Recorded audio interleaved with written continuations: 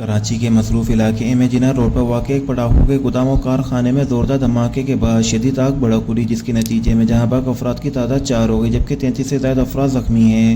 دھماکہ دوپہر کے وقت تاج کمپلیکس کے قریب الامنہ پلازا کی بیسمنٹ میں قائم سپر فائر ورکس نامی گودام میں ہوا، جہاں آتش بازی کے سامان کے ساتھ دھماکہ خیز مواد بھی ذخیرہ کیا گیا تھا۔ آگ کی شدت اتنی زیادہ تھی کہ قریبی اسکول، دکانیں اور رہائشی عمارتیں متاثر ہوئیں۔ شیشے ٹوٹ کر سیمنٹ کے بلاک قریبی کھڑی گاڑیوں پر جا گرے۔ فائر بریگیڈ کی 12 گاڑیوں اور اسٹار کل کی مدد سے کئی گھنٹوں کی جدوجہد کے بعد آگ پر قابو پایا گیا، جبکہ متاثرہ عمارت کی چھت پر پھنسے افراد کو بھی بحفاظت اتارا گیا۔ پولیس سرجن ڈاکٹر سمیہ سعید کے مطابق زخمیوں کو جناح اسپتال اور سول اسپتال منتقل کیا گیا ہے، جن میں کئی کی حالت تشویشناک ہے۔ جہاں بھاگ ہونے والوں میں ایک نوجوان اسد شاہ بھی شامل ہے، جو پٹیل پاڑا کے رہائشی اور مدرسے کا طالب علم تھا۔ وہ اپنے بھائی سے ملاقات کے لیے عمارت آیا تو حادثے کی لپیٹ میں آ گیا۔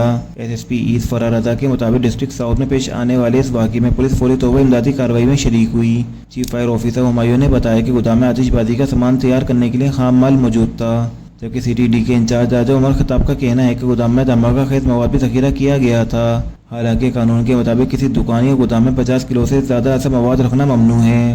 دھماکے کی سی سی ٹی وی فوٹیج بھی منظر عام پر آ گئی ہے، جس میں زوردار دھماکے کے بعد بلند شعلوں شیریوں کو افراتفری کے عالم میں بھاگتے دیکھا جا سکتا ہے۔ وزیر اعلیٰ سندھ مراد علی شاہ نے واقعے کا نوٹس لیتے ہوئے کمشنر کو زخمیوں کی فوری طبی امداد کی فراہمی کی ہدایت کی ہے، جبکہ وزیر داخلہ سندھ نے اعلان کیا ہے کہ شہری علاقوں میں سے خطرناک گوداموں کو اجازت نہیں دی جائے گی اور ذمہ داروں کے خلاف سخت قانونی کارروائی عمل میں لائی جائے گی۔